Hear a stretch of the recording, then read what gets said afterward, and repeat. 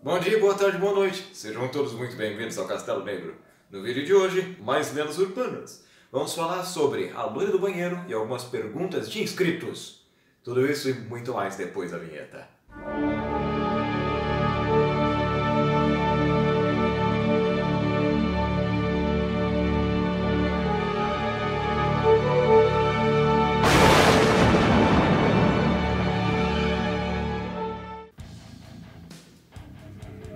Cambada, demorou para se inscrever nesse canal, né? Quem não é inscrito vem morar conosco no castelo. É só se inscrever embaixo do botão mágico, mete a bota nesse like aí, vem morar conosco, ignore os monstros. Temos milhares e milhões de quartos aqui para todos no castelo, né? Entenderam o negócio, né? Agora se inscrever nessa bagaça e vamos começar com a nossa boa e velha pancadaria seca, né? Pensando nesses vídeos que nós queremos fazer um formato um pouco diferente a partir daqui, né?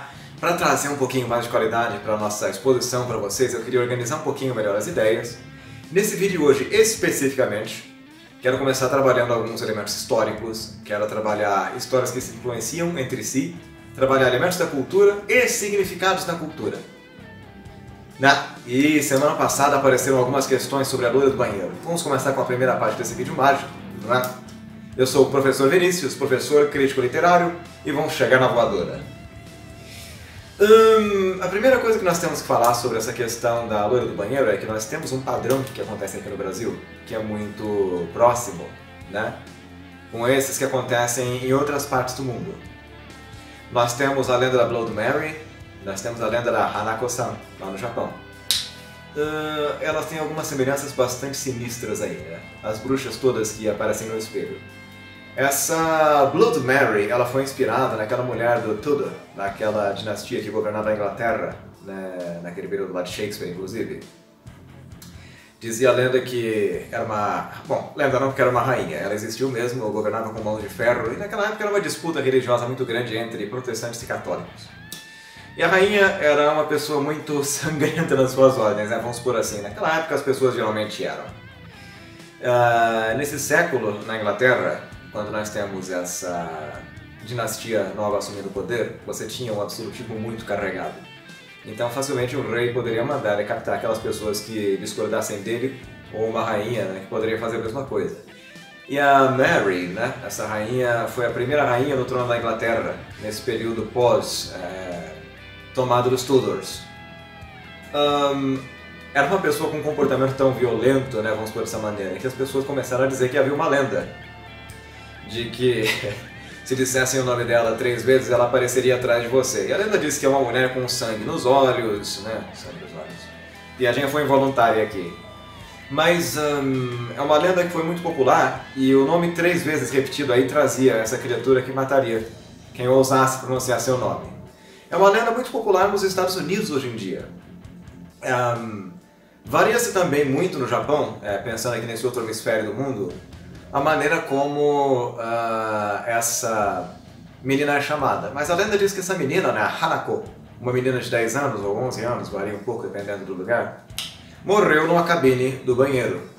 E que dependendo do que você fizer, dependendo das práticas que fizer, né, falar algumas coisas, bater em alguns lugares, pode se chamar a atenção desse espírito e pode sugar você para o fundo do esgoto. É um fantasma vingativo, né? Muito embora ninguém saiba exatamente como a menina morreu no banheiro lá no Japão, dizem aí que essa criatura aparece sempre com os cabelos molhados. Bem macabro, né? Agora, eu quando faço alguns estudos um tanto quanto antropológicos e literários aqui na região, eu acho bastante peculiar, né, quando nós achamos a loira do banheiro, a Maria da privada, né? Já ouvi falar sobre a mulher do espelho, já ouvi falar sobre a mulher de branco, já ouvi falar sobre um tanto de coisas, né? A Maria da privada foi a mais engraçada que eu escutei de algumas pessoas lá do Nordeste, alguns alunos meus aqui bem peculiares, né, que conhecem histórias lá da PQP. Aí quando eu me deparo com isso, né, me lembra muito de quando eu li e fui investigar a história da Maria Augusta aqui no Brasil, que muito possivelmente foi a história da mulher que deu origem a essa loira do banheiro, né, como nós conhecemos hoje em dia. A Maria Augusta, ela foi uma menina de 14 anos, né, naquela época, no século XIX. Ela foi obrigada a casar com um homem na cidade de Guaratinguetá. E o homem era 20 anos mais velho, naquela época acontecia isso, né? Felizmente hoje não temos mais essa porcaria. Né? Crianças de 14 anos não casam mais, bom, espero que não, né? E Mas nós temos essa menina que casou forçosamente. Casou, o casamento foi infeliz. Num determinado momento a menina pegou as joias e meio que meteu o pé. Foi embora, né, casamento infeliz. Foi para a Europa. E na Europa ela viveu da venda das joias, mas essa Maria Augusta, por alguma razão, né, aos 27 anos, nós temos registros disso, né, faleceu, por causas desconhecidas. No século XIX era muito comum pessoas morrerem, né, tão cedo por causa de doenças, porque havia limites aí para o que a medicina poderia fazer naquele período. Mas o fato é que essa menina foi posta em um navio para que pudessem sepultá-la de maneira apropriada, né, porque ela era filha de um visconde, filha de um homem muito rico, né, que morava em uma mansão muito grande. Mas quando essa menina faleceu e puseram no caixão, violaram o corpo, violaram o caixão para roubar as joias e levaram também o atestado de óbito. Então não se sabe exatamente do que essa moça morreu naquele tempo, mas nós sabemos que o corpo chegou até o Brasil. E aqui, nessa casa, ela foi posta em uma redoma, né, porque a mãe dela não queria que a menina fosse enterrada. E a lenda ela fica um pouco mais macabra aqui nesse ponto em particular, né, porque nós temos algumas versões que dizem que viam esse espectro, né, vagando para fora daquela redoma de vidro, que eu achei uma coisa bastante fantasiosa, né. Provavelmente tem muitas coisas que são fantasia a partir daqui. Nós temos algumas versões da história que dizem que ela vagava à noite, né, pedindo para ser enterrada, que a mãe começou a ter algumas alucinações. Muito provavelmente uma mãe, né, que lida com a dor da perda de uma filha enlouquece. É natural que isso daí aconteça, né? É difícil lidar com esse tipo de coisa. Mas a verdade é que cedo ou tarde a mãe acabou enterrando essa filha e essa escola, com o tempo, para ser mais pontual aqui em Guaratinguetá, em 1902, essa casa ela foi transformada em uma escola, né? E reza a lenda, eu não tenho informações seguras a respeito desse tipo de coisa, de que onde a menina foi posta, né, sob uma redoma, fez-se um banheiro nessa escola pública. É uma casa muito grande, né? Quem já viu essa foto, quem já passou por lá talvez aí sabe, né?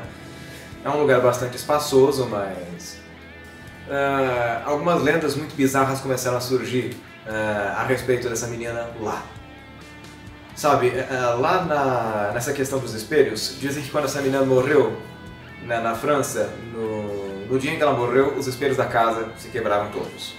Também não é uma informação segura, é uma lenda, mas fato é que algumas mulheres da limpeza começaram a dizer que alguma loira passava por ali e desaparecia dentro dos banheiros, né?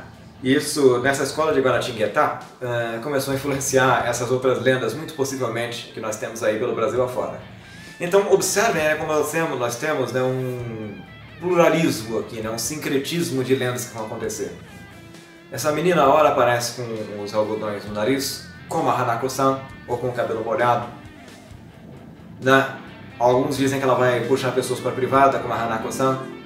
Outras dizem que você tem que repetir o nome 3 vezes na frente do espelho, como a Blood Mary lá nos Estados Unidos, lá na Inglaterra, lá na Irlanda, né, onde esses países de fala inglesa vão ter esse tipo de comportamento, né? Então, as pessoas escutam lendas em alguma medida e elas vão tentar trazer isso para a nossa cultura, né? Então, por isso nós vemos umas versões muito parecidas. A loira do banheiro, né, da maneira como nós fazemos uma performance aí, né, vamos fazer o ritual, é muito parecida com a Blood Mary ou com a Hanako-san, lá do Japão, né? Varia bastante de escola para escola. Muitas escolas criaram suas próprias versões, mas o que a gente tem em comum: chutar o vaso sanitário 3 vezes, bater na porta 3 vezes, falar palavrões 3 vezes, dar descarga, sabe? Fala os palavrões na frente do espelho e chama. Né? Você vai saber que ela vai chegar por trás de você, tá chegando, ou vai te puxar pelo espelho, você sentiu um cheiro de perfume. A história é bastante macabra, né? Me lembro da minha juventude, eu era um pirralho com 12 anos ou 11 e fiz o ritual. E a privada caiu. A tampa do vaso, sabe, despencou, era tarde da noite e eu comecei a gritar.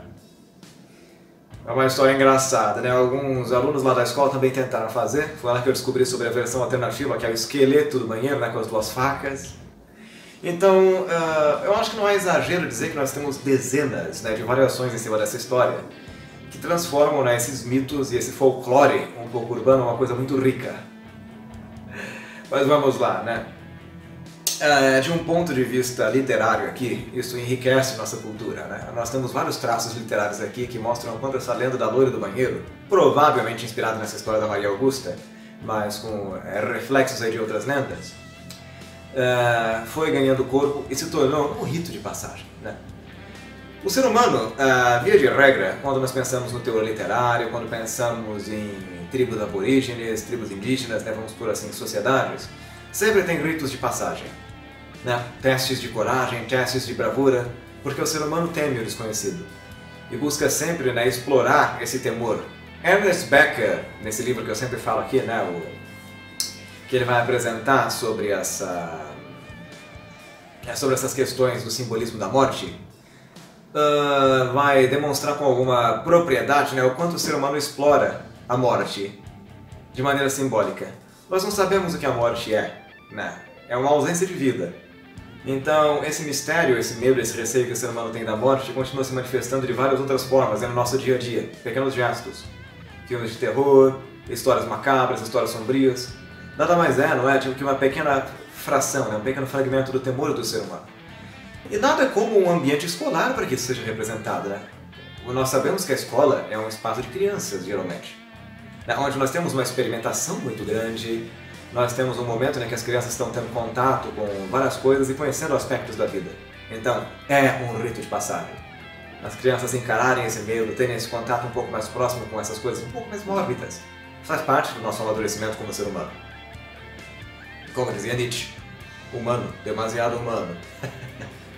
Então, essas lendas, né, possivelmente que essa lenda que começou em Guaratinguetá, né, representam desses ritos de passagem, né? Literariamente, tem bastante valor, porque ela representa esse medo, esse temor da morte, usado como controle para que algumas crianças não fiquem debandando para o banheiro nas escolas, alguns professores dão continuidade a isso. Estou entre eles. Quem é aluno meu já sabe, né, que eu conto histórias nas aulas mesmo. Alguns alunos meus se lembram aí, né, quase que 15 anos depois de histórias que eu contei, né, e de medo que se sentiam naquela época. Alguns fizeram o ritual e se assustaram. E essa herança um pouco macabra, esse rito de iniciação, né, vamos por essa maneira, e essa riqueza cultural continua existindo aí. Pobre Maria Augusta, né, que Buda tenha história um pouco macabra, não é? São lendas, mas que enriquecem a nossa cultura. E como tudo, caros, é um fenômeno social, é um fenômeno estético, em alguma medida artístico, né, quando nós pensamos em toda essa parte ritualística, mas em toda essa estética, em toda essa grotesquidão que rodeia histórias desse gênero. É divertido, né? Aposto que vocês não sabiam dessas histórias aí, né, desse fundo um pouco histórico dessa loira do banheiro que existe aqui no Brasil, ou de todas essas outras lendas, da Maria Privada, ou coisas do tipo, né, bizarrices que surgem por aí afora.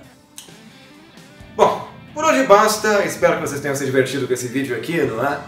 E vamos elevar essa conversa aí para os comentários do vídeo.